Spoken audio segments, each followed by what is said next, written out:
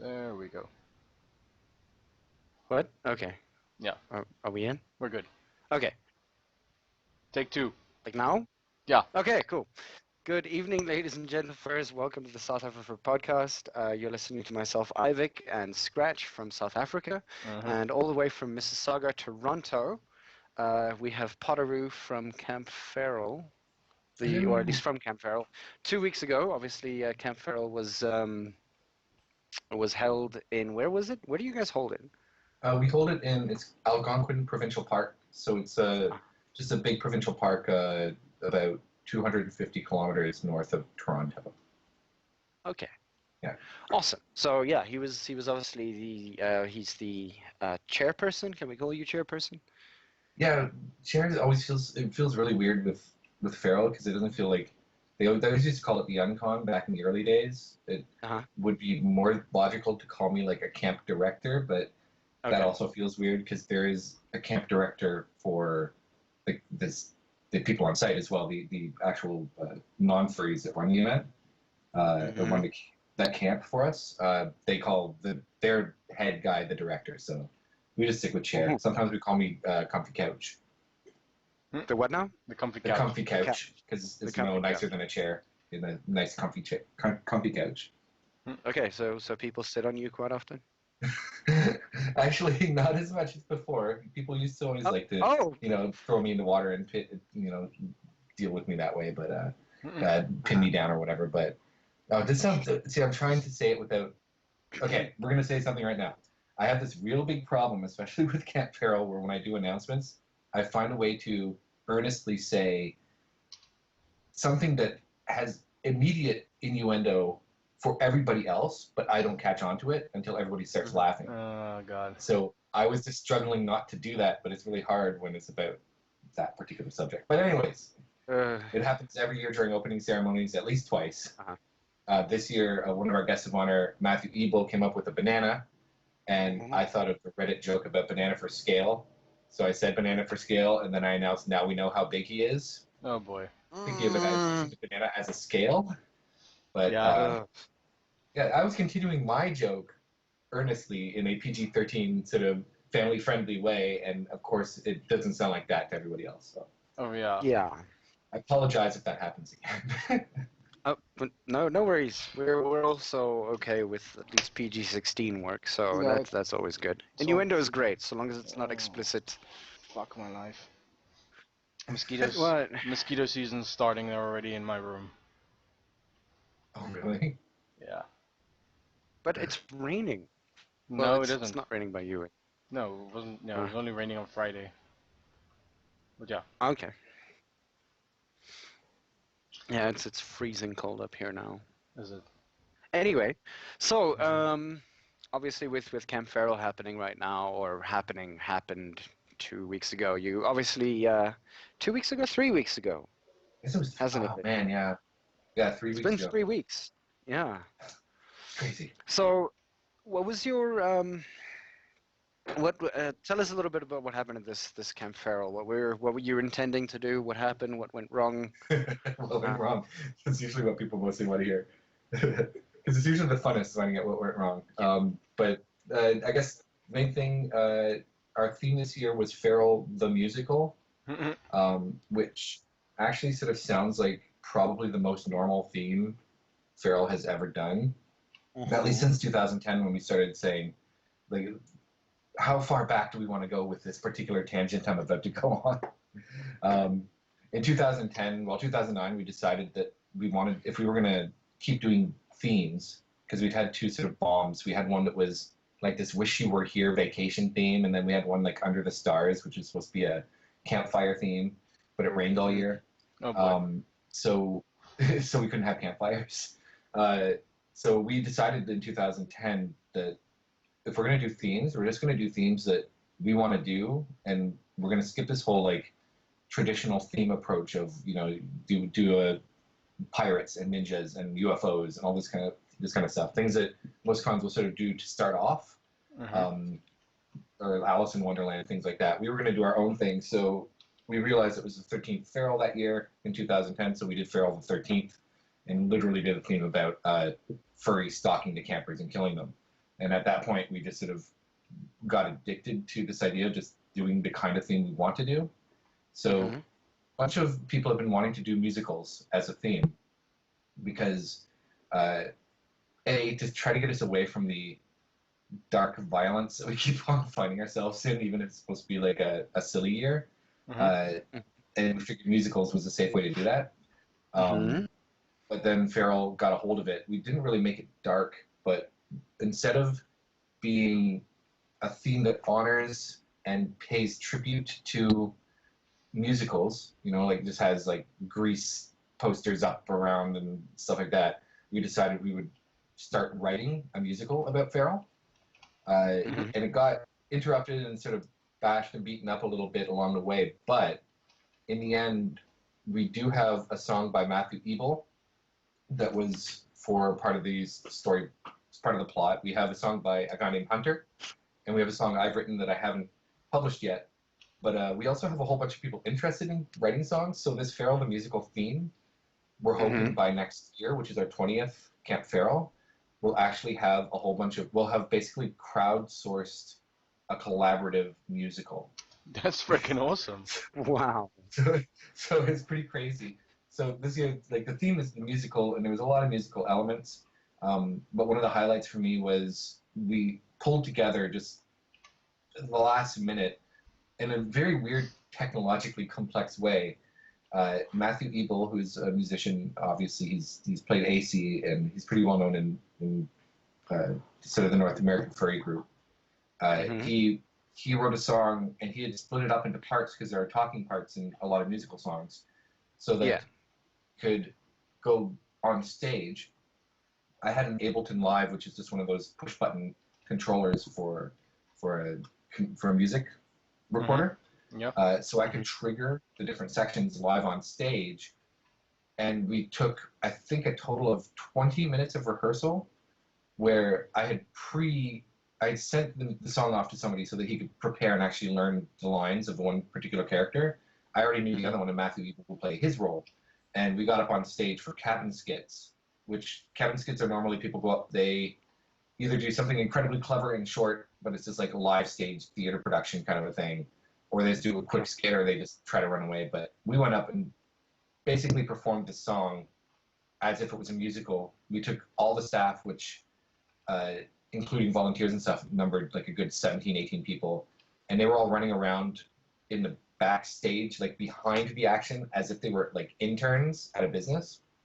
And the storyline in this particular song is that there's a businessman who wants to buy this summer camp, and at the beginning of the song, he wants to buy it and enhance it. He wants to make it so that trees put out Wi-Fi, the streams are carbon filtered, your clothes get done in your cabin while you're out, that kind of thing. But of course, he's an evil businessman, so that's the cover. What he wants to do is buy the site because he wants to tear down the camp and build a luxury hotel with a conference center, which has always been our joke that, you know, we always thought it would be funny to do a theme where our theme was Hotel Con, because we always get compared to Hotel Con. So this was sort of our little way of referencing it. So essentially, we were performing this musical sequence on a stage in front of about 150 furries, and the song was part of Camp Feral the musical. So that was a pretty big highlight. It was pretty cool. I'm trying to think of anything else. Oh, Lord. Speaking of innuendo, which we were talking about earlier, Matthew Ebel has been wanting to do a particular...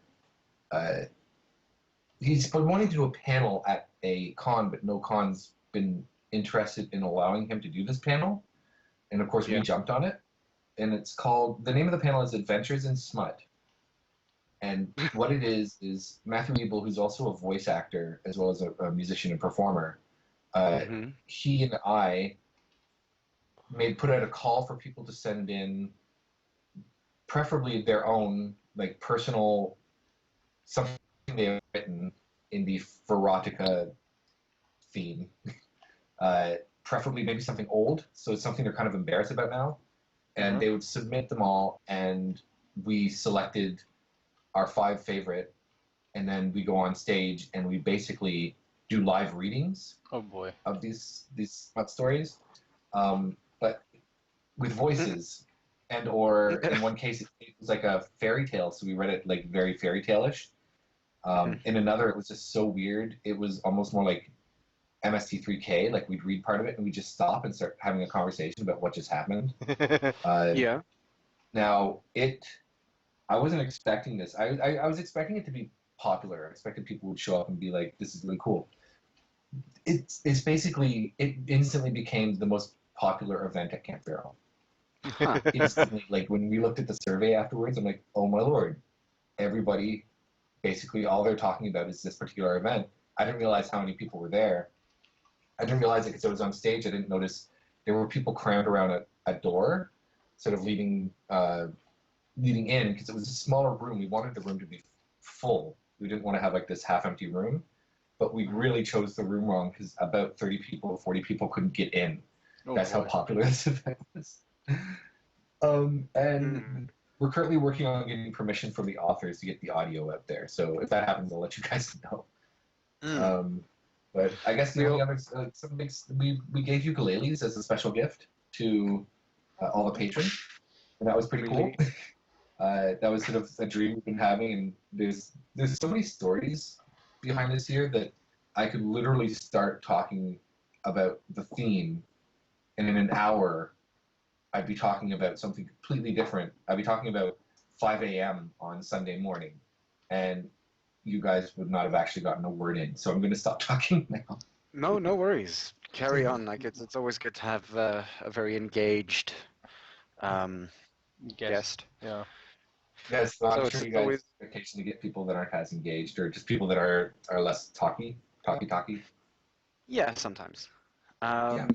You have to like ask questions and then the person responds in like singular words like yeah.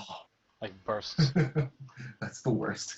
Yeah. So, what is your opinion on the current state of the economy of the bad?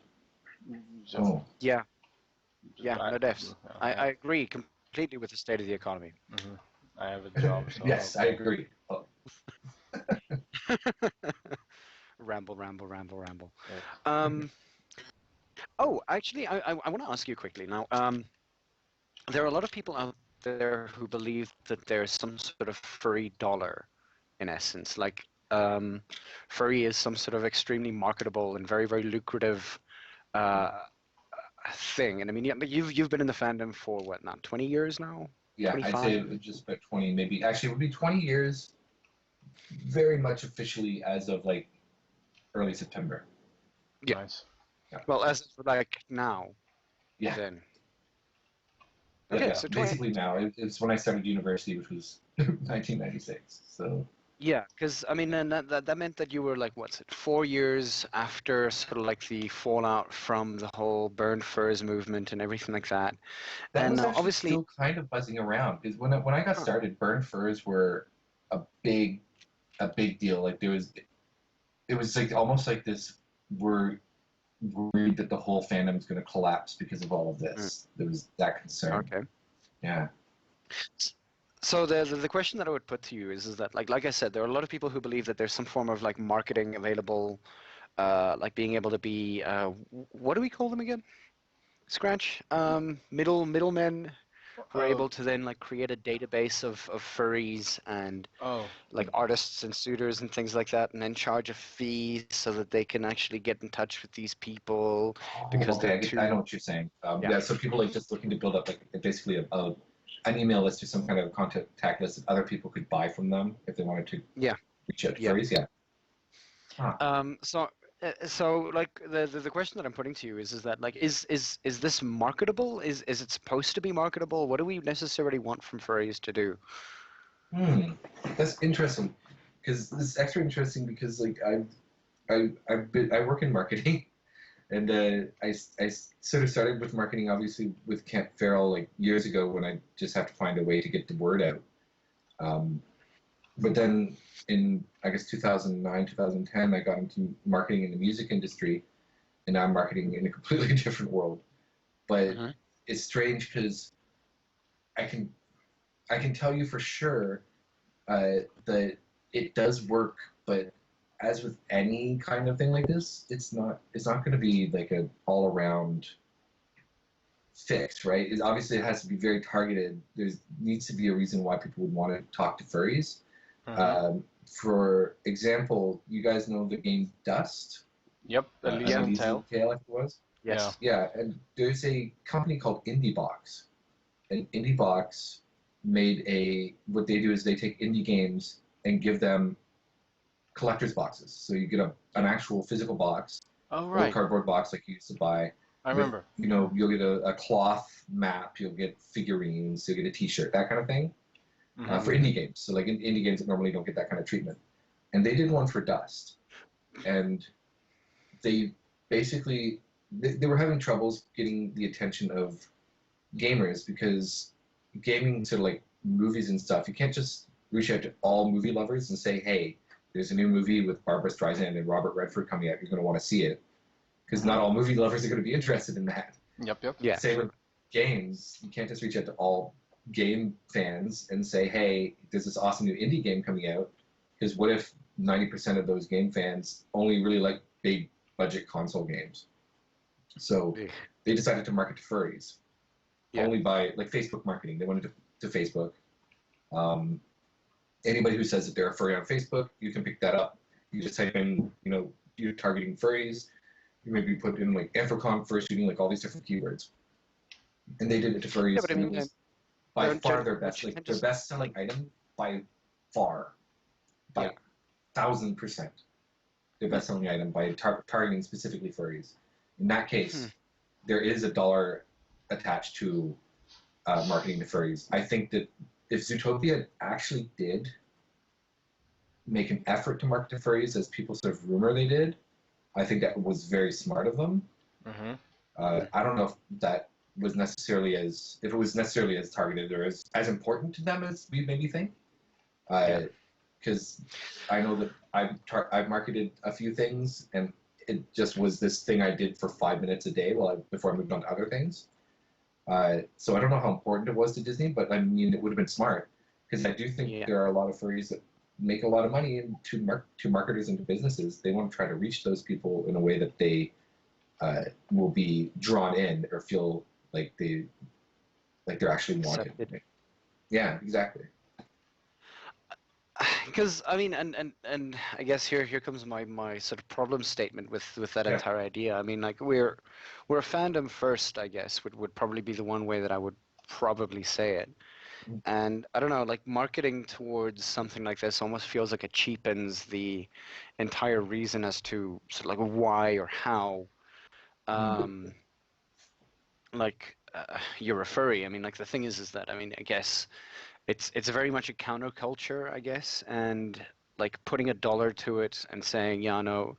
I mean, just imagine like you would get like furry dollars, which would be again something, you know, like something like Bitcoin or anything along the lines of that. So like an outside market thing that has a market value is connected to like a stock price if somebody ever decides to create and open a furry stock market, which would be kind of awkward.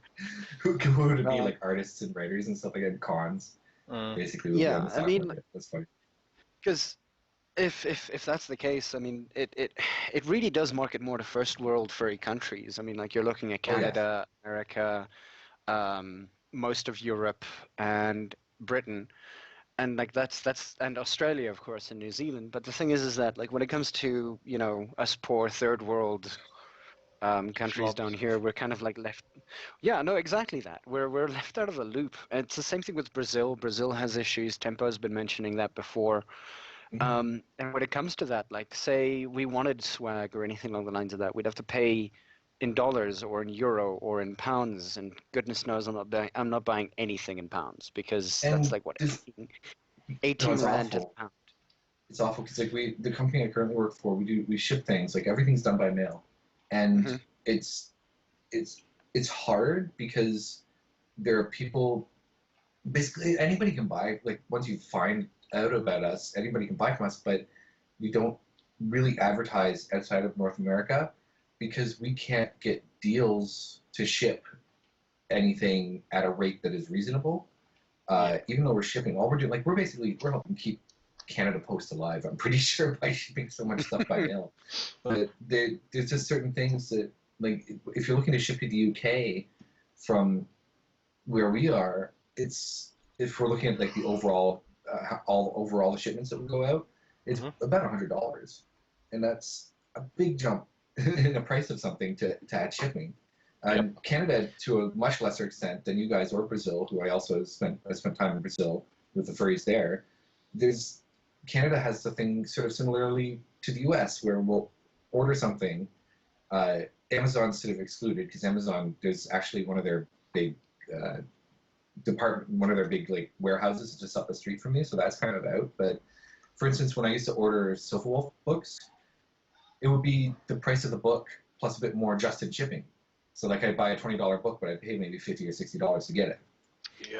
And we're right next door to the US. So I can only imagine how crazy it is, especially with currency exchanges, all that kind of crap.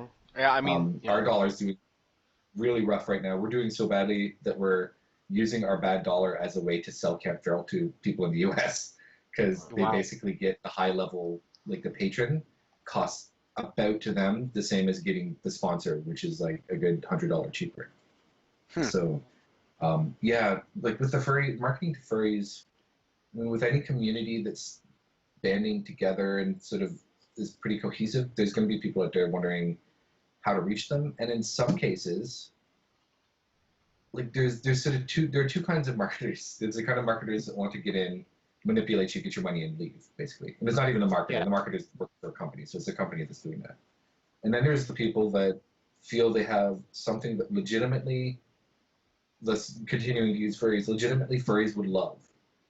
Like Indie Box, the Dust thing. Legitimately furries will probably love this. So we're helping them be happy, those people who like to buy stuff, by marketing to them. But there comes sort of a dilemma that most of the people who are like the majority of the furry community would be centered in US, and I guess including Canada and Europe. But the furry community in reality, since it was founded through BBSs and stuff like that back in the day, it's all online, which means the community is international. And most people, they're really excited to find out that, oh, hey, this furry I was talking to online, he's from South Africa. Did you know that? But they're not going to necessarily put two and two together and think, oh, crap, I have 5 furry friends who all live within a block of me. And maybe in other countries, it's very hard to like find other furries, or maybe if it's easy to find furries, it's hard to find events, things to go to. Toronto's one of the early sort of furry centers from years ago, like back in the mid 90s. Toronto and the San Francisco Bay Area were just teeming with furries everywhere. So there's a lot of events here, but there's a bar event downtown every month. There's 3 or 4 sort of meets that happen every month. There's individual parties, all that kind of stuff. It took a good 20 years to build up to the point that we have there's a bar downtown that has a furry night. But we were able to, because we could show how many furries were in the city. And the bar was like, oh, well, that's crazy. I want to obviously give these people a place to go hang out and buy drinks. It's a really interesting question. How do you market to a community that's international, that is at its heart international, but in reality is pockets of cities and towns around the world? Yeah, no, that is difficult. Yeah, but I mean, and I guess we can probably just sort of like bring this all the way back to feral and the way that you market for feral. How many people actually, come to Camp Feral from overseas? I mean, like I'm talking about Australia, New Zealand, China, even Japan. Anyone from Europe. Like, how do you market to them? Did they just kind of go like, our biggest international year? Yeah. Okay. This year we had 9 people, I think, come over from overseas. I think it was 9, and 3 of them were up from Australia and New Zealand. The majority of the rest were from the UK, and I only say the majority of the rest were from the UK because the other was from Northern Ireland, and I'm not going to say that he's from the UK because he'll kick my butt because he's been coming to camp for about 10 years. He actually came to camp this guy from Northern Ireland. He's been coming to camp for about 10 years. His first year, he was a minor, and he was 17 or something, 16, and he flew over from Northern Ireland to Canada to this place he didn't know to go to a furry summer camp. Like he's wild. He's very wild, very independent. But yeah, for marketing, Mostly year word of mouth. Hmm? Mostly word of mouth, or yeah, and that's I just brought up my Survey Monkey thing because we did our survey to find out what people thought about Camp Feral, and it really gives me a nice little reference point to look at. But when we ask people like, how did you first hear about Camp Feral? 75% of people is word of mouth. They heard about it from a friend. 3% from advertising, which is kind of crazy. Yeah. And 20% said like they chose other. And when you go through other, they're all, I honestly can't remember, it was so long ago, meaning it was very much likely word of mouth. Now, last year was an exception. We didn't really do much advertising or marketing. We were relying on word of mouth because 4 of the core staff, which is basically like the main staff that help run the camp, we all got promoted or got different positions in our careers, and they were all good promotions kind of a thing. So we were really focused on trying to make sure that didn't fall apart while also taking care of Feral. And the way we sort of did that was, instead of dumping hours and hours into marketing, making videos and stuff like that like we used to, we just sort of tried to keep the story out there, and it worked out. It ended up being one of our bigger years. In fact, I think it was our biggest year ever. We had about, we officially say we had 166 people. We actually had 173 individuals, but we have a rule at Feral that a camper is basically somebody who stays from the beginning of camp to the end of camp. So some of those individual people came for like 1 day or 2 days, and we add all those up to become fake mashups of all the different people. And we do that rule because we've heard of cons that will do stuff like they'll actually use their registration numbers as their final number, but maybe 10% of registration didn't show up, pre-registration kind of a thing. So we try to be honest with the numbers. So even though 173 furries came to camp, which itself is also a record, so many of them had like partial days for one reason or another that it actually was about 166. Anyways, that's neither here nor there. Word of mouth, and that's been like, because Feral started in 1998. There was very little way to spread the word back then other than contacting mailing lists, news groups. You could put up a website, somebody found it. Web rings, I guess they had web rings around then at that point. Like there wasn't really much in the way of online marketing. And I found just with, when you market on, say, Facebook as an example, if you're marketing an event that you're doing, you have to be really very picky about how you're doing it. Otherwise, all you're doing is adding more likes to your Facebook page, which doesn't really necessarily mean anybody's coming to your event. Yeah, it doesn't translate into bodies on the floor. No. Yeah, the way we used to say it when I was doing like theater and stuff is that, you know, you get a whole bunch of likes on Facebook, that's great, but it doesn't put a button to see. Yeah. It just means that there's a number up. So, yeah, it's very, very tricky trying to reach people. For international, we obviously, prior to this year, when we actually spent a lot more time marketing, I would try to get as many of the international cons to get our ad in there, even though it's hard to have a conversation with somebody, say, in Finland, when they see our ad and then they go check out the website and they see our registration price and they get confused why it's so high. It's harder to have a conversation with somebody there that, you know, you have to break it down and think that this is all inclusive, it's covering everything, than it is here. So when people see it, usually they'll message me or tweet me or something. But I don't know, I found that internationally, that's where we often get the rumors around that we're like cost $2,000 just to get registration kind of a thing, which is nowhere near the truth. Yeah, and it's just because it's harder to have the conversation. If I could, honestly, if I could do Feral full time, which is such a weird concept to think, I would so happily like reach out to people in all the different communities around the world, because some of the best cons we had one con where we had somebody come in from, one person from Sweden, one person from Finland, at this one Camp Feral, and it was back in the olden days, like it was probably like 1999 or 2000. And there was a year where, like, we just had some interesting years where we've had, you know, an influx of, say, Brits. So it'll be one year where suddenly we have, there was one year we had like 6 people from Britain and 3 people from Holland, all just in the same year. It was like, why are you coming to the Canadian wilderness? I don't understand. And we've always sort of tried to reach out to people outside of Ontario, especially. I think Ontario, which is the province that Toronto is in, Ontario makes up about 50 to 60% of our campers. That's a lot. Which is fine. I love Ontario.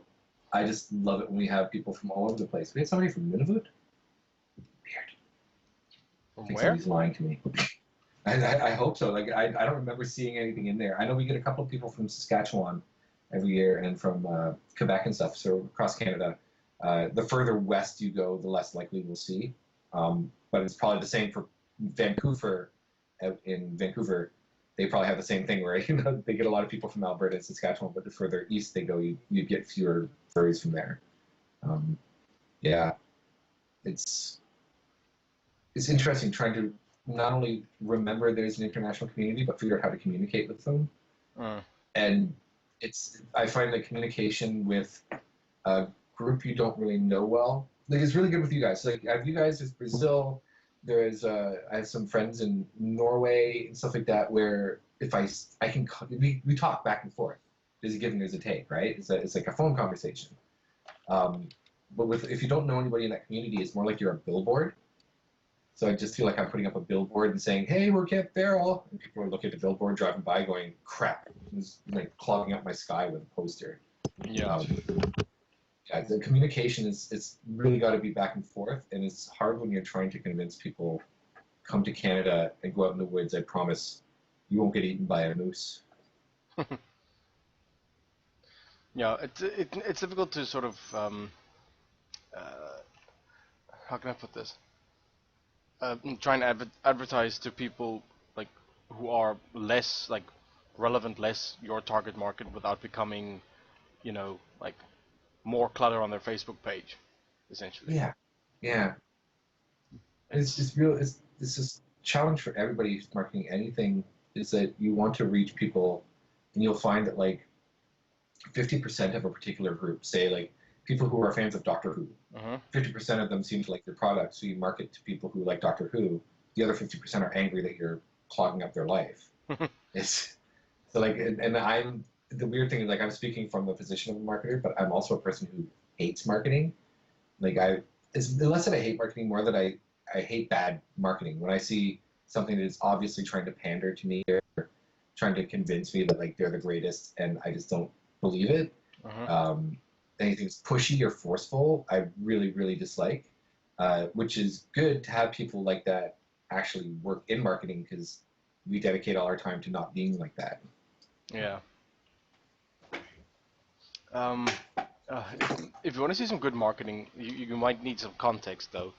But the people who run the ad campaign for the Nando's in South Africa are bloody geniuses. I mean, I think you can probably back me up here, but I mean, I think, yeah. The people who run Nando's, the ad campaigns for Nando's, has always been like on the fucking ball. See, that's good. I love hearing that kind of stuff, especially when it's for something like you remember the Dollar Shave Club? Yeah. They were like just all over, I guess, YouTube and stuff like that. I mean, they were selling a razor subscription service. It's the most boring thing in the world. They had me wanting this razor subscription service based off of their advertising, which is so rare. Like, it's so rare that advertising is good, and it's almost meta, because for me, if advertising is good, I want to buy the product just because I'm impressed by the ad. Yeah. It doesn't necessarily mean that the ad reached me. It just means that I'm like, man, that was well put together, and I just want to like support them for caring, for caring about being creative. And that's the other thing, like, marketing is a creative thing, and like just trying to promote your furry con or your camp. So many people see it as this technical, there's a template, you follow this rule, this rule, this rule. Don't forget to put something up on Instagram because people will go there. Like all these like steps. And really, it should be creative. It should be, you should almost be accidental that what you put out as your ad actually drew people in, because what you were trying to do with your ad was just have fun with the promotion of the product. Those are the ones that really stand out. Like when you see an ad and you're like, people had such a good time making this, or some creative mind really worked real hard on this. Those are the ones that I really appreciate. And I find, and this sort of goes to con development as well, like in the furry fandom, I find people are either they're playing it safe too much, or they're not allowing some creative element of their team to just run with something, because I'd say probably 85% of cons are regional cons that don't have to be. So they're basically like, what's the point of our con? Well, we're the con in, Idaho. And I'm not saying anything against the Idaho Fur Con, but to me, conventions can be events, like something really exciting. And then you could have a fur meet. Like you have a fur meet where it's like the regional fur meet. But the second you start labeling it a convention, I feel like there should be something really spectacular about it. You want to draw people from outside of your region. But I wish people just sort of allowed whoever that creative brain is that keeps putting up their hand during meetings and saying like really interesting shit. They're like, that sounds like it'll be a little too dangerous. We might turn people away. And, coming up with their Alice in Wonderland themes and stuff. It's kind of been my rant for the last like 7 or 8 years about furry cons. Just to let them be, essentially. Yeah, like do something, like let something happen. Like don't just don't play it so safe. Like I think there's a big concern that if they do something outlandish or something unexpected, it will kill the con. It's very rare that something like that's going to kill a con. Like we've seen what kills cons, and it's usually bad behavior from attendees, and in some cases it sounds to me like the attendees that really didn't give a shit about the con in the first place. So it's kind of, it's extra sad because somebody showed up and screwed up your con and didn't care even in the first place. You don't hear about cons falling apart because the theme they chose or an event they ran. I'm sure a lot of the cons that turned down Matthew Ebel, who I'll put an asterisk here. There's a funny story about that. Matthew Ebel wanted to do that Adventures in Smut and talked to so many different people. He kept getting turned down. We said yes, and it's the biggest, like most popular event at our con, like big time. People love it. People are talking about it. People want to come back next year and see it.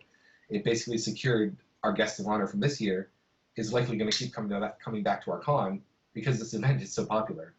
But eventually, a bunch of other cons turned it down because they were too afraid it would be dangerous. To be a little bit risque. Yeah, and it's not even risque. It was silly, but it's risque. We're saying some horrible things. Asterisk number 2 to come back to. But yeah, so like the first asterisk is Matthew Ebel.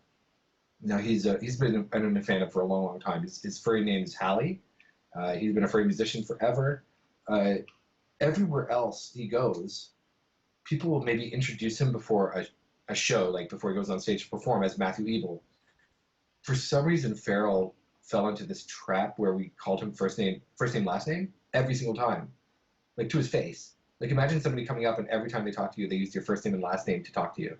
Mm-hmm. And to him, it must have been so weird. To us, it just felt like I don't know whether a spell had been cast on us or something, but everybody, it was like when you hear people talk about Bill Murray. Hey, that's Bill Murray. Bill Murray, come over here. They all call him by his like full name. Yeah. Matthew Ebel was like that. To the end, to this day, I can't say Matthew without saying Ebel because it feels weird. But to him, it's like, why are you calling me with my last name? It doesn't make any sense. The whole camp, he was so annoyed, but I think he loved it as well. Asterisk number 2. So when it became known that me and Matthew, I would be sort of Matthew's guest host for Adventures in Smut, one of the Feral staff wrote a story.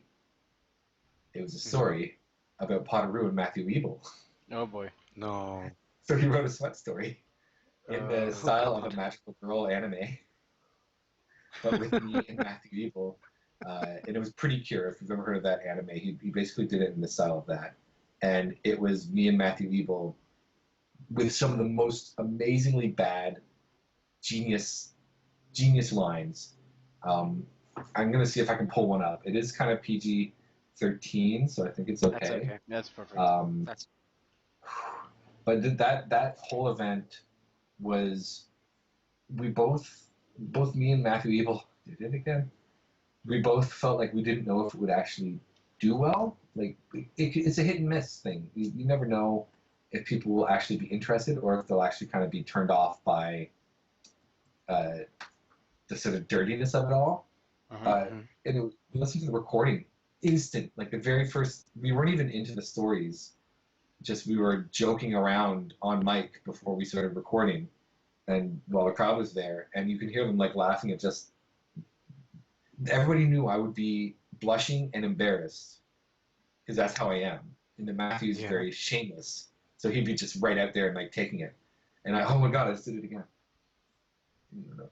Anyways, out there and taking it. Anyways, so it started off exactly that way. I took the sheet from him and I started reading, and when it got to where the story turned south, I handed it to him to continue because I was blushing too much. By the end of the event, I was reading the most horrendous stuff, and Matthew was trying to get the paper from me because I sort of like, I guess, broken the ice and decided this was pretty fun. But it's just, I don't know. I think what made it exciting is exciting because the Contier and the guests of honor were up on stage being naughty, but in a funny way. We were poking fun at sort of like poking fun at the fandom, while obviously also both of us have been in the fandom for 20 years, so obviously we also love the fandom, and it was this neat sort of collection of everything. Everybody loves to hear people talk about horrible smut stories they found online, or get forwarded them to you, so you read them and you're like, oh my god, this is horrible. Yeah. It's extra funny when you have an audience and there are people reading it up on stage. That was pretty good. God, that's hilarious. I still don't understand why some cons sort of push that idea aside, but yeah, I mean, kudos to you guys that you actually like took the chance on it. Now, and now it's this huge hit. Yeah. Yeah. It's pretty. It's a fair. I because I'm indoctrinated, I guess, by the feral. I don't want to say curse, like by the glow of feral, and I've been this way for basically my whole adult life. I see little things that, and it's not me, it's like just the camp itself that the camp has done, and what say decisions made by the staff that were counter to what normally people would do, but the whole event is already counter. It's not in a hotel, it's out in the woods. Every year, instead of talking about like, oh, I wonder if there's a new restaurant up on the corner, our conversation is, I wonder what the infestation will be this year. Because one year it was dragonflies, one year it was frog. By infestation, I mean like plague levels. Like one year there were so many dragonflies, you would walk from your cabin to go get food, and you get smacked in the face 3 times by dragonflies. This year, I think it was mice. But we've had squirrel infestations. One year, I guess we could almost say we had a fox infestation because we had like 5 foxes that just kept showing up, just popping their heads around corners and stuff. But it's already a different world. Like we're looking at everything from the perspective of we're going out into the woods with a bunch of people that are stereotypically known to just stay in their basement. But everybody changes when they get out to the woods. So in 2003, I was just on staff that year as workshop coordinator, and I was concerned because we don't have a corner store or a gas station or anything up the street that you can go to if you needed to buy anything. So we supplied free condoms in the main building, and this was 2003. We got so much flack for that. Like, it was so innocent to me. Like, we actually got a little wicker basket for it. So it would be like displayed the way it would in like in like a hassle-free clinic or something. Mhm. But apparently, about 3 months later, there was a con that had a like a bitch and moan, bitch and scratch, like one of those just ask us how we did kind of thing to the crowd. Mhm. Did you And just call it a bitch and scritch? yeah, bitch and scratch. Mhm. Those are pretty cool. Huh. Yeah, I like bitch and scritch better than because there's bitch and moan where I'm like, no, but people say nice things at those. This is not as often. So bitch and scritch, I think, is the best way to call it. Yeah, there was somebody that brought up like they should bring free condoms because they did it at Camp Farrell, and apparently the moderator or the person who was in charge of it went on this tirade about how we were ruining the fandom by making it about sex, where we weren't. We were trying to protect some people by making it about safe sex. So it's a bit of a different story, but yeah. Damn. Wow. Now that you've actually started talking about Matthew Evil, um, I've found furrymusic.org. I'm actually considering playing what's it, In the Muck tonight. Oh my lord. Yeah, that is old school. Holy crap! It's 2001, Scratch. Mhm. Yeah, like a literal song from 2001 about. I've actually like the lyrics are here off of WikiFur. It's amazing. Yeah, that's so funny. And he's so not like that anymore. Like his music is number one, like it's very clever music, very sort of the easiest comparison would be Jonathan Colton, only he's Yeah. more of a piano rocker, more Elton Johnny, Matthew Eagle is. Mhm. But his Elton music's what now? very sorry? Matthew Elton Eagle? John? Elton John. Oh, He's sort of like Elton uh, John and like Billy Joel and all those sort of piano rocker guys. Very his piano is a lot like Ben Folds as well, like Ben Folds 5. Okay. mhm. But he's not really into he doesn't really do the filk thing. He's The sort of what the same thing? as me, like filk. Um, you know filk? No. Is that like folk music with elks? Filk is this weird genre that popped up at sci-fi conventions Mm-hmm. in I guess when they sort of first started coming out, or like Trekkies. And the concept behind filk is it's uh, generally you're taking existing folk songs or songs and you're changing the lyrics to match your the fandom that you're into. Oh. If it's not like that, you're actually writing songs, but the lyrics are all about, I had a date on Rigel 5 or whatever, and it's like, it's this very self So, uh, so it's essentially Weird Al Yankovic. referencing community. It's essentially Weird Al Yeah, it's like Yankovicing Weird it. Al, but it's like Weird Al, but imagine if Weird Al wrote only songs about Star Trek, Yeah. and they had to be within the Star Trek universe and stuff. That's sort of fake, and that furry started off with a bit of a folk community because back when furry began, a lot of the early sort of the furries that really embraced the community were people that were also in the science fiction community, but had been part of the community for a long time. We're talking like the guys who've been in the community for like they're in their 30s when it started, like when furry started late 80s.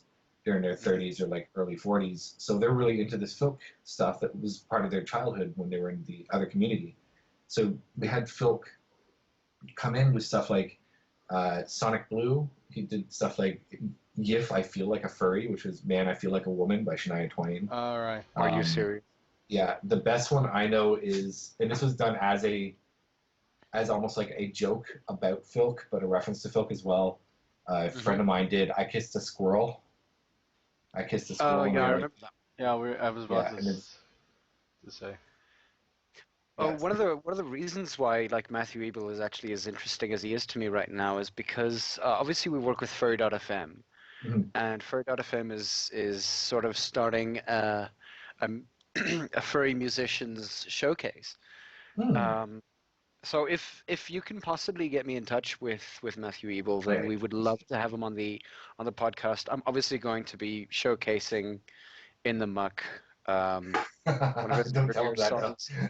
Yeah, Don't tell him you anything should. about furrymusic.org, and I won't tell him either. I want him to be surprised.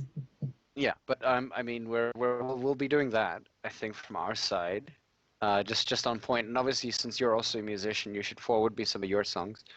Oh yeah, I'll get you some. I have a few. It's been a really weird year for music for me. Last when was it? October, FanCon, which is a furry con in Knoxville, Tennessee. Mm-hmm. They Knoxville? Nashville?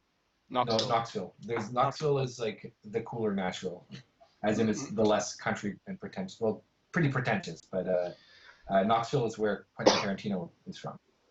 Uh, Oh. so there's a FurCon there, FanCon, and when I went there, Rhubarb the Bear was there as well, who's very, very talented.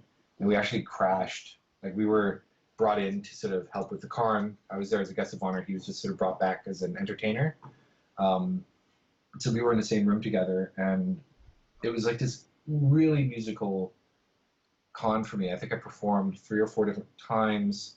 Uh, I was there by myself. Like I didn't bring any friends with me, so all I really had was to meet other people, and it was great. Like it was an amazing con for meeting other people.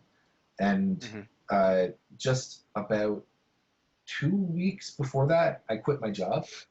So I was suddenly like free, and I was contemplating starting up my own career in making scores for film, like indie films and stuff, while at the same time Yeah. recording my own music, while helping other people record music, just sort of start up this whole musical business. Yeah, yeah. So music was like my life for about 2 months, and then I got a call from a friend who asked me to come in and talk with him and his like the co-founder of the company about marketing. I'm not like he basically phrased it as we'd like you to come in. We're about to start like some other stuff. We just wanted to have like a chat. It's like all right. Of course, he was bringing me in to offer me a job because I quit my last job, and this company had at that point been running for 3 years with their CEO doing marketing on the side. So just when he had time, and they decided it was time to have a dedicated marketer. And I had just quit my job with the intention of not looking for another job for at least 6 months so I can see if I can get like the music career started. And it was just, let's say it was one of those, they made an offer you can't refuse. You're like, but I wanted to make music. And I didn't quite understand. I understood what I was getting into. None of us could have known where things were about to go. Because the business, there's a word that they use called boom. The business boomed unexpectedly, and this is the saddest thing I'm going to say in this entire thing. And I'm not super sad. I'm kind of sad about this, but I put my guitar down on the stand the day before I went in my first day at work, and it's been sitting in the same place for 10 months now. I haven't actually touched a guitar in about 10 months because either I don't have the time, or when I do have the time, it's sort of you look over and you look at it, you're like, but if I pick you up, you're just going to be mad at me. I know it. I'm going to pick you up. You'll be like, you're not allowed to play any chords today. No. The guitar is going to sort of get back at me for leaving it alone for so long. But Like, first off, how yeah, dare I've like you? written. Yeah, exactly. And I'm writing music all the time, but all I'm able to do is kind of get the concepts down. And I use an app called Evernote. Yep. It's a really awesome app. Yeah, it's amazing for keeping notes. So I have all these notes for all these songs, where I keep them the same way I always have, so I know I can come back to it a year later, go through the notes, listen to the vocal recordings, and I'll understand how the song's supposed to go. And I'm gonna write a great album, and then after I write that album, I'm gonna pick up that guitar for the first time and record it. But yeah, it's been a really weird year for that sort of like life being taken over by a career, especially after a life of being in like dinky jobs, usually working in like coffee shops and stuff like that, because we don't want to be bogged down by a career. Because a lot of people are like that, and I was like that at first, because I was like, I don't want a career, I just want to have fun, so I'm going to get a job at a coffee shop. Yeah. Retail is almost never the way to go if you want like a hassle-free career.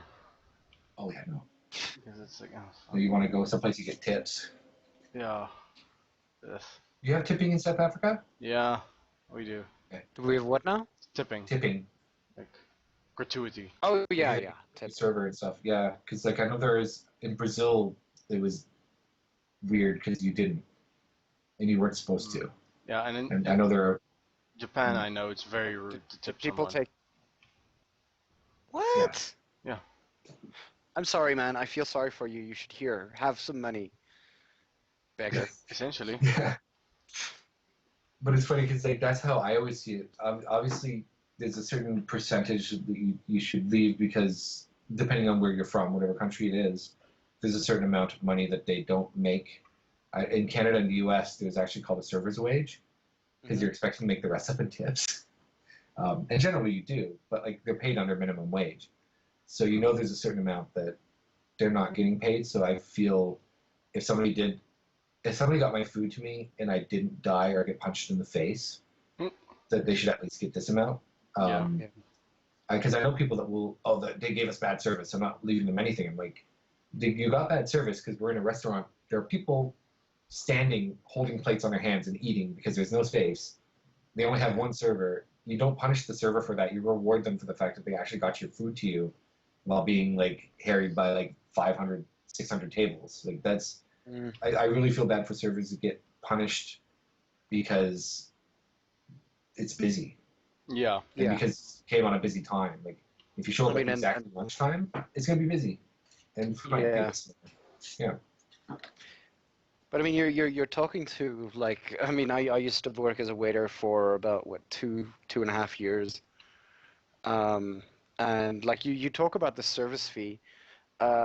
We'll call it like this. I mean, I would work for about maybe 5 to 8 hours an evening,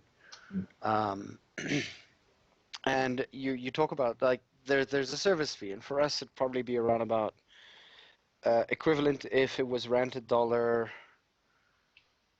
rand, so probably around about $8 for the entire evening, and like the rest of that you'd have to make up in tips, and like a lot of the time you'd have a bay of like 4 tables, for instance, and if you're starting out, it would be the shittiest bay that you can come up with. Like it's either got really really bad lighting or it's really close to the kitchen, and a lot of people don't like it when it's close to the kitchen and when it's busy in rush hour and everything like that. And the doors opening and closing, or people rushing in and out. Yeah. Yeah, and well, granted, you get to see a waiter a lot more often than you'd like to, but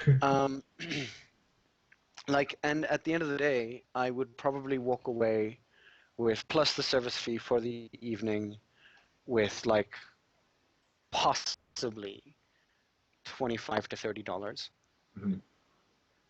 For that evening, and I mean like that's like it's nothing, and it's something that people need to take into account is that like, and for us, because it was at this particular instance, I was working at a chain fish restaurant.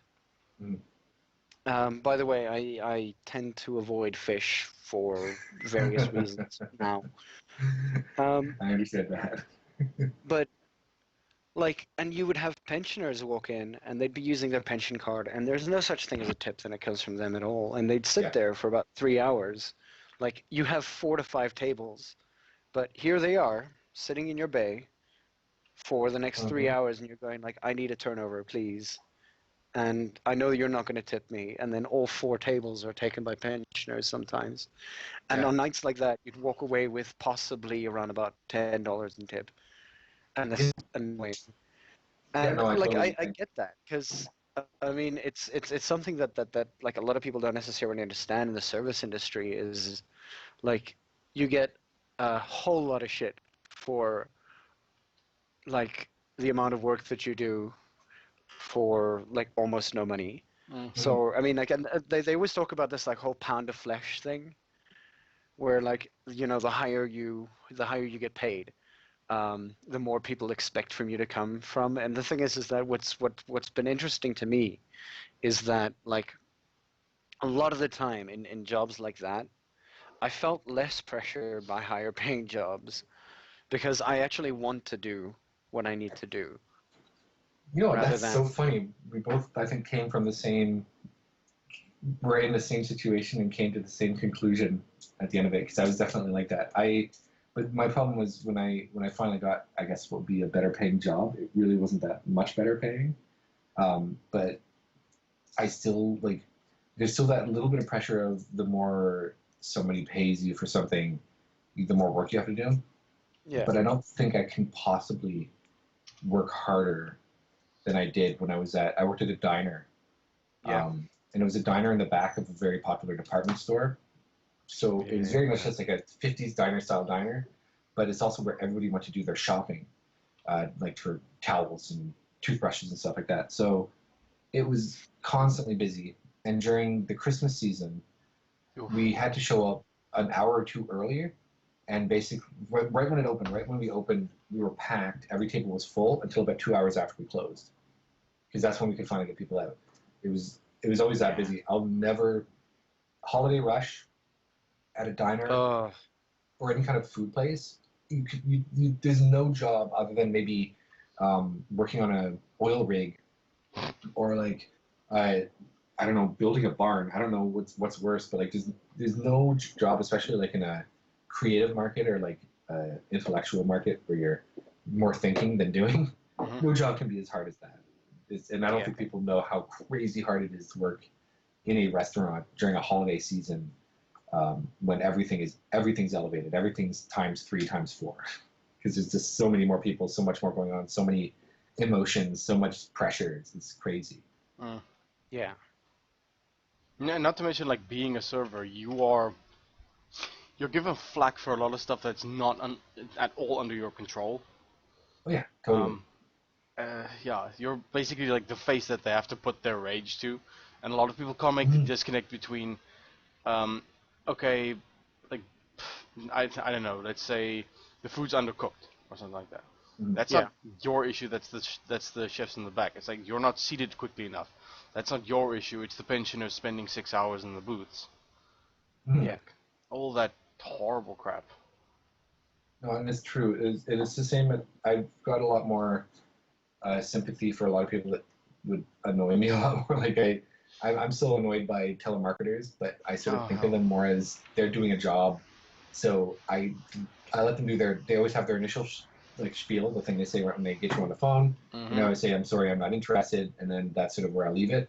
Yep. But people who get angry at them, like yelling at them, you interrupted my meal. I'm like, they didn't interrupt your meal. They're sitting at a desk and there's this auto dialer machine that assigned you to them because they're trying to be able to pay the bills. So like it's not the telemarketer's fault. Just like at camp, I try to like people try to take it away from me as much as possible, which is the whole, if there's a big problem, there's me, and I guess there's like security, and security at Feral is really, really, it's a strange beast, our security, because we're very hands-off, friendly, approachable. That's how security is handled. Security is more like your buddy who's there to make sure nobody's getting hurt than somebody making sure that you are doing everything right according to the rules. So very sort of, they're not a big presence, but there's enough of a presence that nobody really wants to do anything too bad. But also, two of them, one of them is the co-chair, and the other one's basically the closest thing to another chairman that there could possibly be. So our security is essentially made up of a core group of the head staff. And those two, and me, are the only people I really, really want complaints going to, because the poor girl that runs workshops doesn't have to hear that somebody is, puking in the bathroom and that it's gross and somebody needs to stop it. And the people who run like the late night events, they don't need to hear that there's a problem. Like it shouldn't go to them. It's just like the poor waitress. Like you shouldn't go to the waitress or the server to complain about something that is not their fault. But you can go to like the supervisor or manager, because their position is to be there to help you with that kind of thing.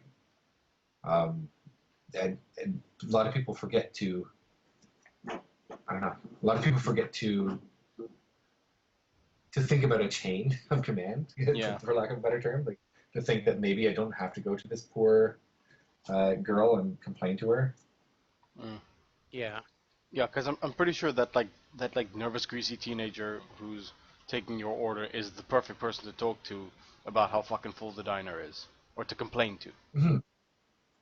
Yeah, like it has nothing. The only reason it would have anything to do with the server is if the server didn't get back to take food out to you, like it was up on a window. Yeah. But if it's the only reason the server should ever be yelled at for cold food is if you watch the server sit down on a chair and like start texting somebody and then play like Bejeweled and looking up at your food and ignoring it and then looking down, like that's the only reason if it's the server's fault. Yeah, and then otherwise, it's a bunch of other. There's a million reasons why it could be somebody else's fault. Yeah, no, I completely agree. Just don't be a dick. Like, understand that people, like everyone, is another person who's trying to get by. I mean, like I said, that greasy teenagers. That's the motto. I think that should be Farrell's theme next year. Don't be a dick. Don't be a dick. Replace every religious text with "Don't be a dick." It's like it comes down to the same thing. I mean that's all that needs to be done. If people just need like 4 seconds of empathy every day, like just to understand that, like in the heat of the moment, it's not. Like, this is just a person. Yeah, that telemarketer who's annoying you at work. That that person at the restaurant or at the window that's like looks like they're run ragged. They're just another person trying to get by in their day, and you yelling at them for something that's completely outside of their control is not going to help at all. And the same goes to poor, like just think of to cons, the poor people, like, even if they're on staff, yelling at somebody at a furry con about how something, like say your room isn't cool or whatever, if it's a hotel con or just yelling at like most furry con staff are volunteers. I would say all are probably volunteers. Very few people get paid to run a furry con. But the majority of staff that you actually talk to are 100% volunteers. They had nothing to do with the development of the con. They volunteered to help at the con. So they weren't there for meetings. They weren't there for anything like that.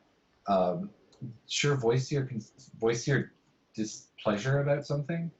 But like, say you're upset that there's not enough fursuit programming or something like that.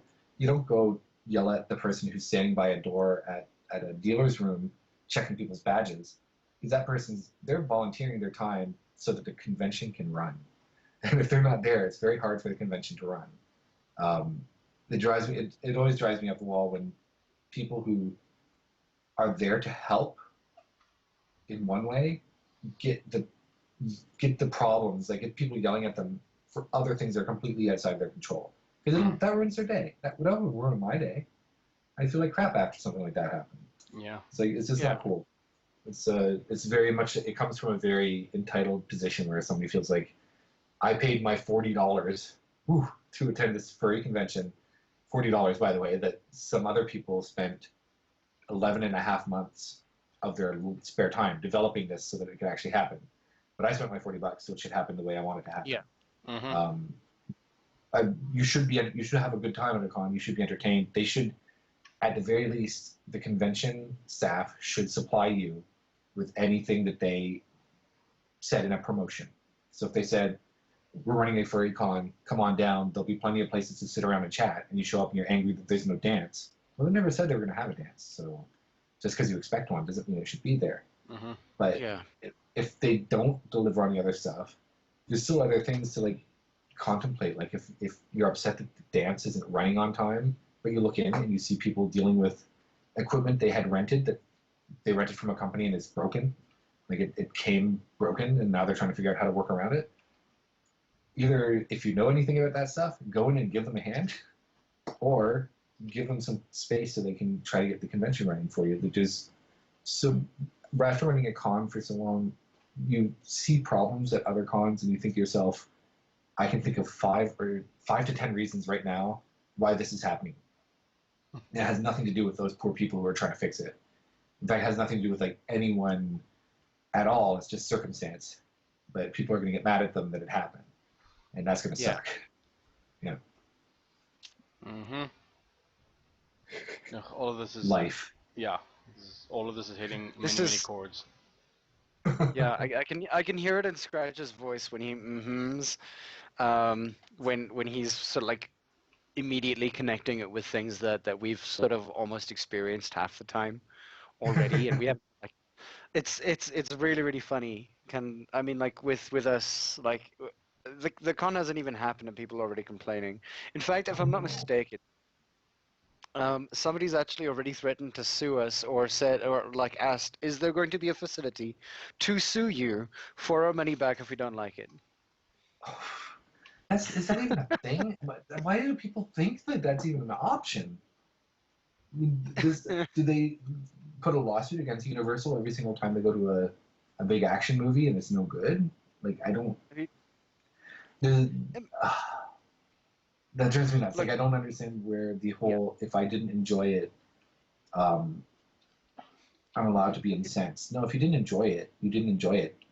Like, I used to go to movies I used to see bands live, and I loved their music on CD, but they were horrible live.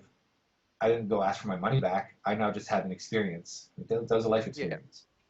You pay for the life experience. Just because you don't like something after you leave it doesn't mean that then you guys can go back to the various people you had to pay, like all the different, like the venue or like the place that you rented stuff from or whatever, and say, could we get just $2 back from all of you?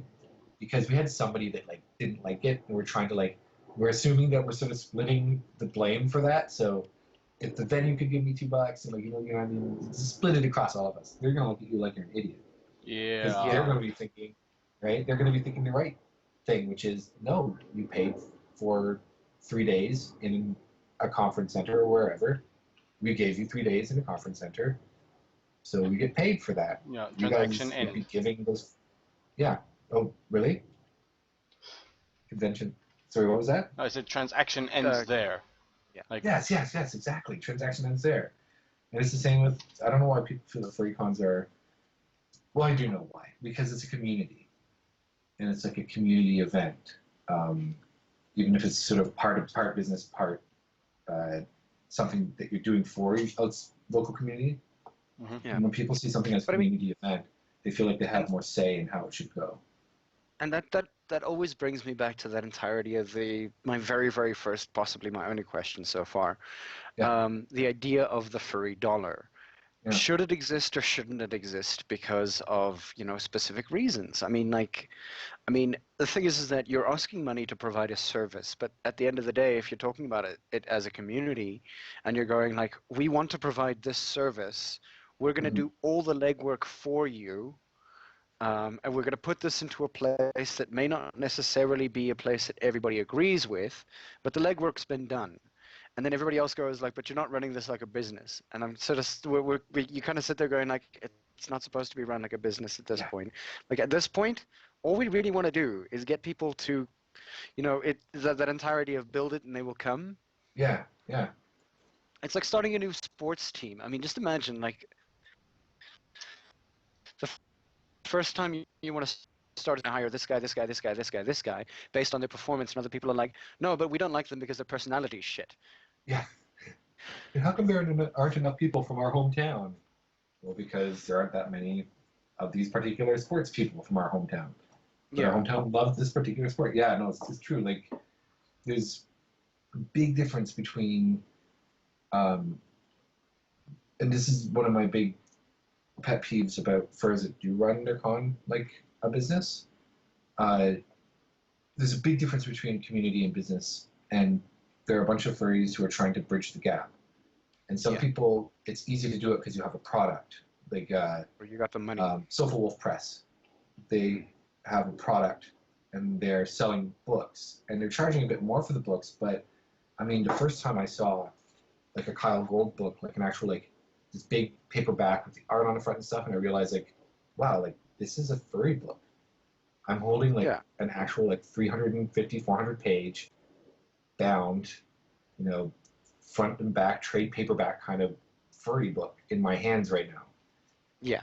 I'm happy to pay $20 for this because I'm getting something it's above and beyond that. It's just that, like, if we take Sofa Wolf, for instance, and I mean, we've been speaking to a couple of the writers now for another project that we're considering doing. But the thing is that the reason why they're that expensive is because they sell it through Amazon, and Amazon takes like 40% cuts. Yeah. And self-publishing is like expensive. If you're not producing 100,000 copies of something, you're not getting a good deal on it. Yeah. I mean, and like, how else are you going to get your book out there if not via, a major reseller? Yeah. Because that's technically what they are. I think they're resellers.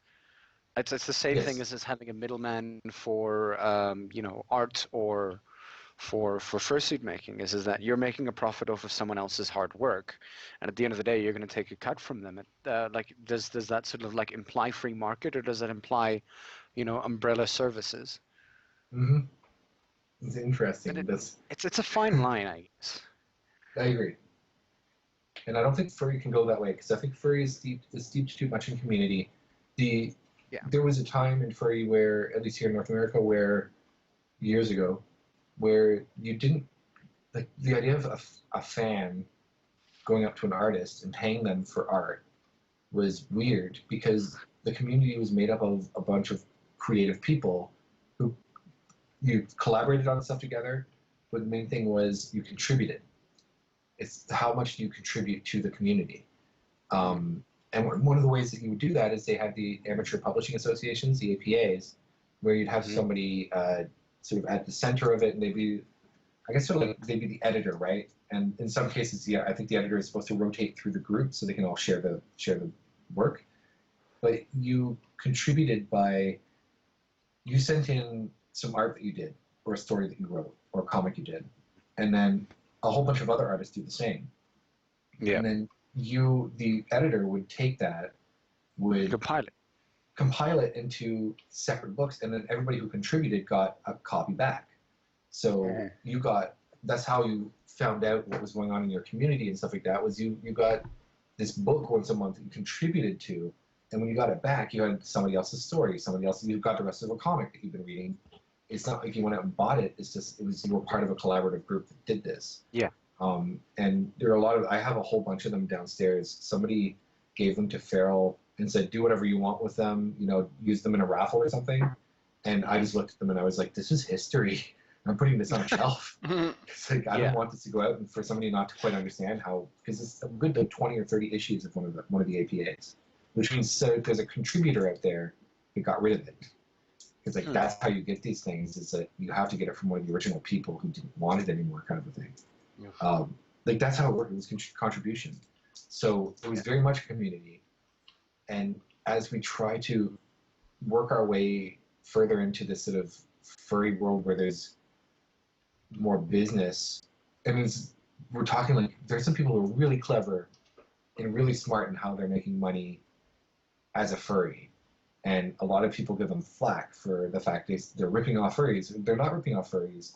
Like I'm talking to artists who do those Your Character Here commissions, or people that do those, they'll draw and then, as people pay up in this like donation tip jar thing, they'll draw that character a little more naked kind of thing. Some people see that as bad. I'm like, there seems to be no shortage of furries who are happy to pay for this. And they're enjoying it, it's making them happy. So that's not bad. It's bad when you have an artist who is really popular, and it's, they're allowed. It's their ability to do this if they want. They're very, very popular, but they'll only do like one commission a month, and they'll charge $3,000 per commission. That's totally their prerogative. To me, that's more business and community. But to me, the people who are drawing the, pay, once we get the tip jar up to $50, I'll take their shirt off. And you see the people like laughing on the channel and like cracking jokes, and people dropping like a buck or two into this tip jar to try to get it up to 50. That's more community to me. That seems like quite a community, because it's actually a group of people who are excited about it, like, being a part of this like little moment. And even if it's kind of dirty, it's kind of fun. I much prefer to see more of that than to see more $3,000 once a month commission artists, because that's business to me. I don't even know if they're enjoying drawing at that point. Yeah, no, fair point. I'd also like to defend sort of the idea of Your Character Here stuff. I mean, we did have a discussion with someone about this on the podcast prior. It just basically streamlines the process a lot. Yeah. Like, I know it's perfect. It's great for an artist. Yeah, I mean, because the pose is there, sort of the idea has been fleshed out. There's no like back and forth thing with the client, and like too much indecision going on. It's just like, this is the pose it's gonna be. You want this? Cool. Let's get this done. Yeah. That's awesome. Like, there's no reason anybody should be picky that an artist, say, drew their character with their arms crossed across their chest or something, Mm-hmm. and Yeah. it has I to be wanted to done. see nipples. Yeah, exactly. Yeah, well, that's true. I guess if you really wanted your nipples to show, if you put that specifically in, I want my nipples to show, and they put their arms across your chest, that artist is saying something about you. And it's not that the artist is an asshole, probably. But I think your character hero commissions are amazing because if you're looking at, say, one of your favorite artists puts up this thing, and there's this, you see the silhouette of a character, and you're like, that's exactly what I always wanted. Now you have this motivation to like get this thing, get the commission, but at the same time, the artists, their life is so much less stressful because they're basically they're sort of throwing a head and some character traits onto something. A good artist obviously would be a bit more than that. Like an artist that was concerned about the character, obviously of the persona, wouldn't just throw a head and some character traits onto like a dog frame. Well, Muzzle kind of looks like a dog, but it's supposed to be a kangaroo because he has big ears, something like that. But usually a good artist will like actually flesh it out. Yeah. But I like that there are ideas out there right now, because there was a while where it felt like they weren't as. It was all the same thing, I'm opening up commissions. I'll take 10. I'm going to be doing 3 pieces over the next week. There's just nothing new happening, and then all of a sudden you have your Kihus and your all the different artists. That, exactly. Like live streams are actually pretty cool. They're just coming up. They're realizing that things are stagnant, and the older artists felt like they had a monopoly, I think. But then the younger artists came in and they had ideas. And that's sort of what the internet has done to people. Millennials especially have some really cool ideas for how to take the old way and actually make it exciting again. Mm-hmm. Yeah. But by they flip it on its head, which unfortunately leaves the older guard out. I'm completely lost when it comes to YouTube. I was right with YouTube right when it started. But since I'm not a gamer, I don't play video games or anything like that. Mm-hmm. So much of the entertainment that a lot of people I know watch are those. I think they're called replays or Let's Plays. Watch you play. Let's Play. And like they're these people sort of cracking jokes and playing a game, and I'm totally with the South Park kids. And it's like, why would you stay inside? You play a game, and I don't even game. But I would rather stay inside and watch somebody play a game than watch somebody else play a game. Like actually watch a friend play a game in the same room, than watch a video of somebody playing a game. I've seen a couple of them, and I totally get why they're popular. But I think that the whole replay, the YouTuber sort of, that's the first time I've actually felt like, oh God, I must be getting old because I don't understand this. I don't understand what's going on. There's this guy from Sweden just yelling at me, and he's supposed to be funny. I don't get it. Yeah. Look, it obviously depends on the kind of entertainment that you're looking for. I mean, like one of the reasons why I really like watching Let's Plays sometimes is that I'd probably never even finish like half of the series that I'm watching. But like if it's a game that interests me, I mean, like for instance, when it comes to something like To the Moon as an indie game, like one of the first Let's Players that I watched was and what's his name again? PewDiePie. But obviously, I've fallen away from him as well because I don't necessarily like his style as much anymore. But the thing is that when I first saw the game, yes, annoying is probably the term that I would come up with, But like when he started playing this game, like I watched the first maybe 10, 15 minutes of it, and I was like, no, but I want to play this. And I stopped it completely. And I was like, no, I'm going to play this game myself. I'm going to get it. I'm going to buy it. I'm going to get there. And you know what? Screw this Let's Play. But the thing is that it was because of that I was able to actually experience it for myself. And a lot of the times, like when it comes to games that I don't necessarily want to experience face-to-face, say, for instance, something like Dead Space. I don't like horror games. Specifically because I tend to jump scare very easily. I jump scare like you wouldn't believe, dude. I jump scare when like loud noises happen in a different room. Yeah. You would not have liked the movie that I went to see this past week.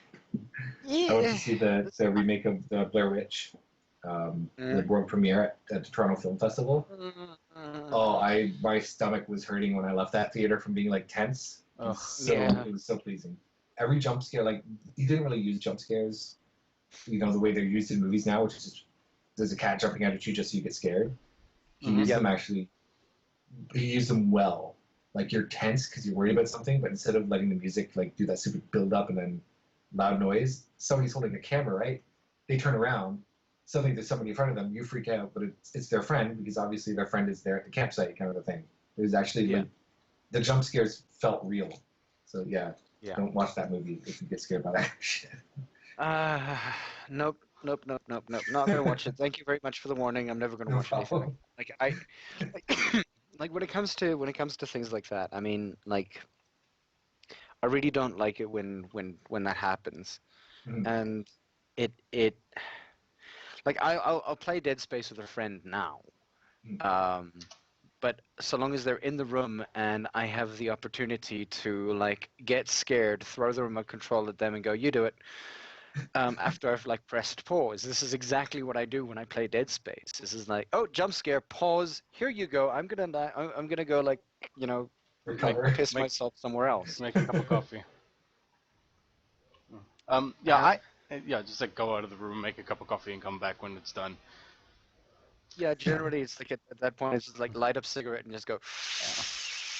Okay, I'm ready to take this on again. Like next point, just like throw remote control so high up into the air that I have to try to catch it after 10 seconds, that kind of thing. Yeah. Like for me, part of the experience with the Let's Plays is like you said, learning about new experiences that you want to try for yourself. For me, it's sort of sometimes the other way around when the Let's Play channel that I'm watching plays a game that I've played previously. And there's like some moment that is just gonna be like, are you kidding me? Like some moment of realization or some like reveal that's just gonna like blow someone's mind. And I'm like, here it comes.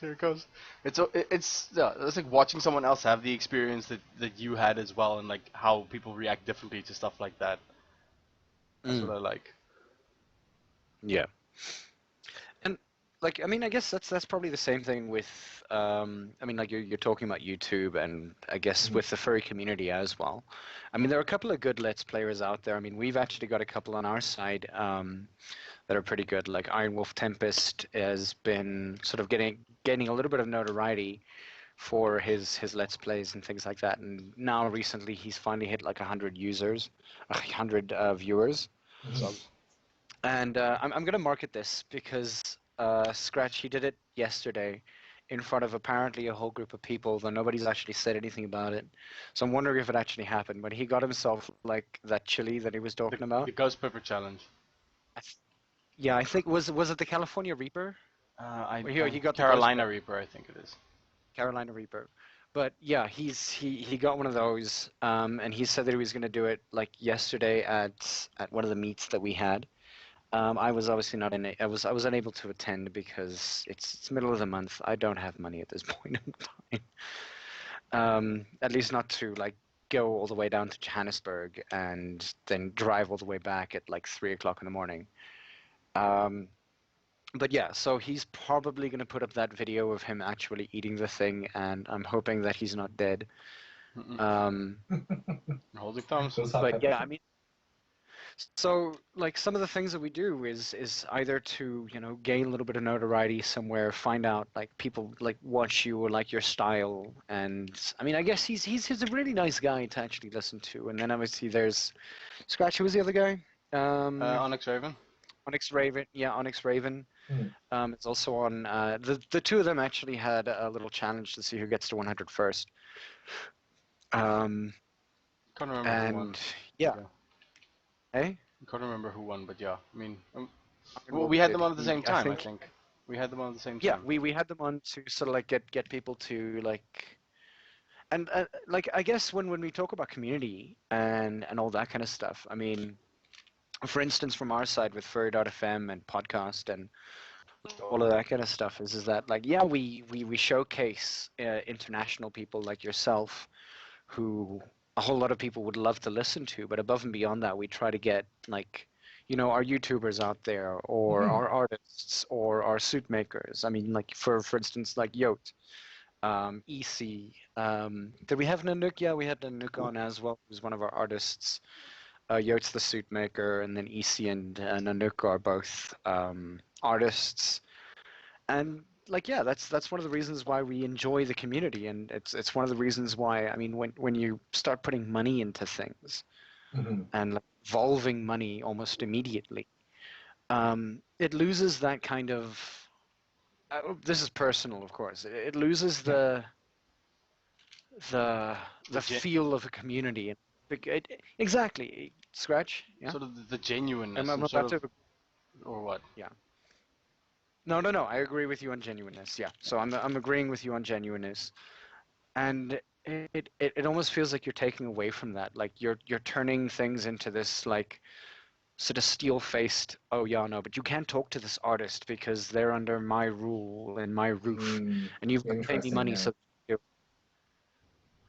um, and I don't know, like. There's a good blanket. I mean, like you can have like a website, say Furry SA or SA Furries or whatever, and it's just like a little blanket website that goes, here are these people, here are these people, here are these people, here are these people, and like nothing else. And you can do that, and that'd be fine. But as soon as you ask money for it, it's like, oh, you duped us. Oh wow, what, $1 every month? Well then, nah. Mhm. No, that's true. I mean, it's we're I love this term because I am one. We are sort of a hybrid community. Mm-hmm. Um, because Yeah, business yeah. we have our own we have business within furry, Mm-hmm. because really what sets the furry community apart from all the others is like as a fandom, I guess. That's weird, kind of reversing it. Usually you tell people, it's a fandom, but really it's more of a community. But like what sets the community apart as a fandom is that it's self-created. So like there's certain little things that will make their way in, like the Lion King brought in a bunch of lions, but then those lions kind of became, their own persona, and you have like the Pokemon kind of influx, but it's not that people were fans of Pikachu; they were creating their own Pokemon characters. Yeah. And like our art, most of the art, I would say 95% of the art that people obsess over, maybe even more in the fandom, is drawn by other furries and their own characters. They're characters from other TV shows, where most anime, conventions, sci-fi, stuff like that, all those fandoms, they're all based on other people's work. Yeah. Yeah. So we have that sort of works its way to business too. So we have our own businesses. We have our Silver Wolves. We have our Bad Dragons. We have our various companies that like actually have grown and become pretty good. Rabbit Valley, stuff like that, and Yeah.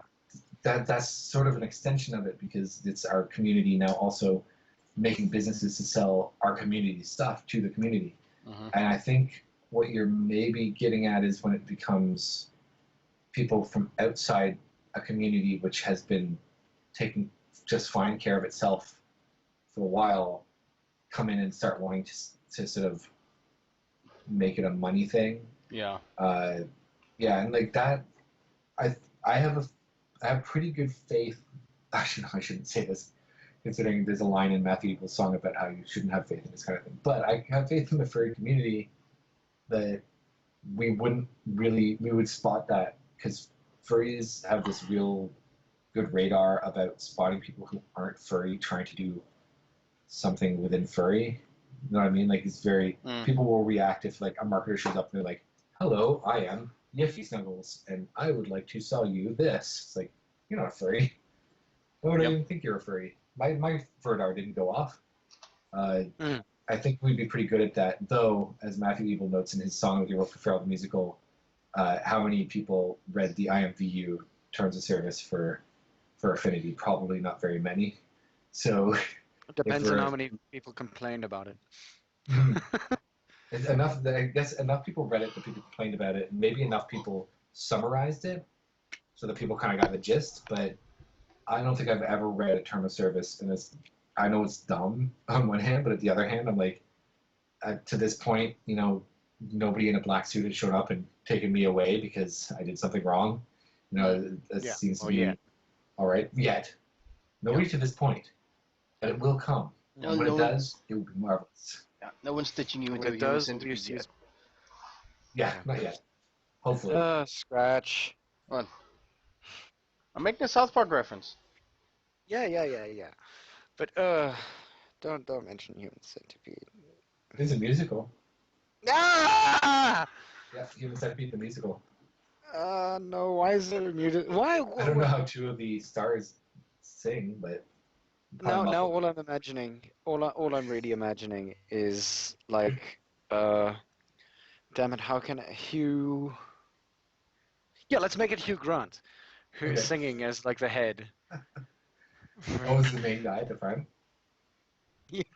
Yeah. See, my favorite part is I like this idea in my head now that just happened. So my favorite part of this thing we're talking about that you started talking about 30 seconds ago and I just pictured That doesn't that exist. doesn't actually exist Yeah. is the spotlight, all the lights going down and spotlight going up on the person in the middle. And then just going to like a I think the bubble. But there's a spotlight on him. I want to see this musical now. Oh no.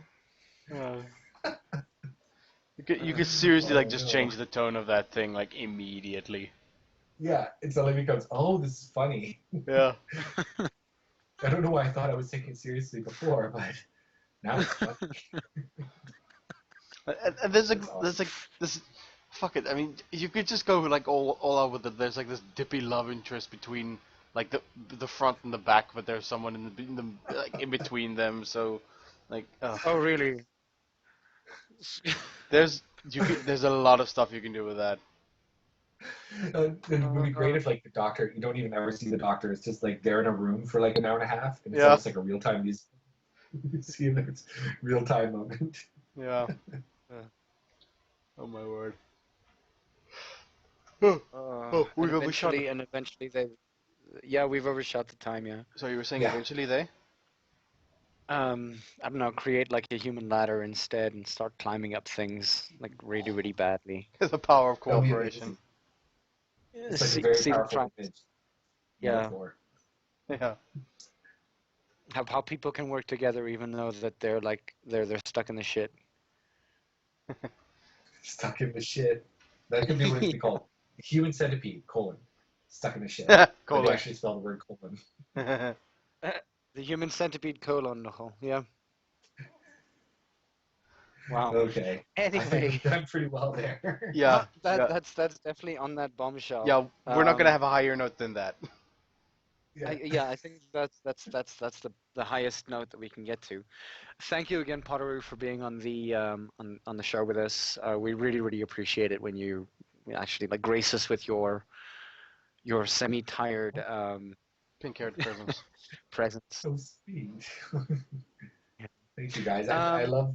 I wish that I didn't have things like I don't even know what happened last time. So I do apologize to everybody if you heard that I was going to be on the last episode because I woke up to messages a good, I don't know, about an hour after the show had been done. I just came out of slumber and looked at my phone and I was like, oh. But I think I'm getting more sleep now. So maybe I'll be back. I think, in all honesty, I think I wooed at you pretty badly at that point. Okay, good. I had started counting it out, like I was going like 20 minutes at a time, roundabout, and then at the end became more frantic. So every 2 to 3 minutes, going like, "Oh my God, where the hell are you? Please." Oh my God. It's awful. It's awful, but it's also like we were talking about earlier. When you pay for food and it comes cold or anything like that, it was an experience. And what I wanted you to do was have an experience of what it's like if your normally responsible guest sleeps through. Yeah. Don't fucking retrofit this to meet your nefarious needs now. I understand. Stop marketing this, you Yeah. marketer. Oh no, Rawr. I'm sorry. I spun that. I'm sorry. I should have really just made it pop. Uh-huh. Stop trying to Give it spin a this. bit of wow factor. So obviously we were unable to stream from first stream, so we do apologize for that. But those of you who've joined us on furry.fm, I've got a couple of names here to say. So Yot was listening, Jokutle, Jokutle, Jokule, I Wolfle, like the first pronunciation. Wolfie, Mind, Vaki, Helzar, Guest 191, Guest 276, Guest 572, Guest 821, Guest 844, and Guest 924, ranging from South Africa all the way to Canada. There's 2 people from Canada, 2 people from Germany, 1 person from South Africa, 1 from France, and yeah, which is awesome because this is like the sidebar. It's really, really amazing. One of the things that I do want to say before we cut off here is obviously we're going to have the music stream in about maybe 10 or so minutes from this point, so maybe just stay on and have a listen. I have 2 songs that I've downloaded off of the Furry Music Ashes website because it died. But all the music is still here. I've got a song from Chama C. Fox, and as he was known at the time, Haley. Yeah, I say Holly, but he never said his furry name while he was there. He was always just Matthew Weeble. Yeah, so Matthew Weeble. So we've got some songs from way back in the day. Hopefully they're good. That I'll be showcasing, and yeah, I mean, nothing. so scratch. We promise nothing. Mm-hmm. Okay. Like, can't promise the quality of everything that we put out. I mean, fuck, this whole podcast is made up on the fly. Like, I don't like quality stamp anything before I send it out. It's live. Fair enough. So check us out on YouTube for our It's Live stuff. Yeah. Unedited. But yeah, unedited. All the swearing and all the weird issues that we have a lot of the time.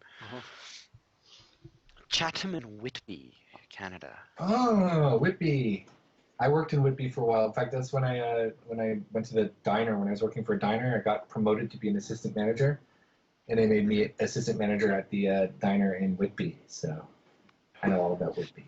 The one thing that they don't tell you when you get made an assistant manager at somewhere, when it comes to a restaurant, you probably get paid less than you do as a person who's working as a waiter. Because you don't get tips anymore. Yeah. That's how it works for us. We don't get tips anymore, and where I was working, they actually switch you. If you're a waiter, to become assistant manager, they put you in the kitchen. So you work in the kitchen for a couple of years. Yeah. That's what happened. So, anyway. Yeah. We'll see all of you guys next week. Sunday, I have somebody in mind. I just need to get in contact with him. But yeah, I think it should be Tarkin from Turkey. Yes, believe it or not, Tarkin from Turkey. That's me. Who might be on the podcast. Otherwise, we'll let you guys know throughout the week. So from my side, cheerio, and then scratch. Cheers, everybody. Thanks for stopping by. Potoroo. Bye-bye. Have a good day, Nerd. Cheers. You just call him a nerd for that, really? You call me a nerd for being Canadian.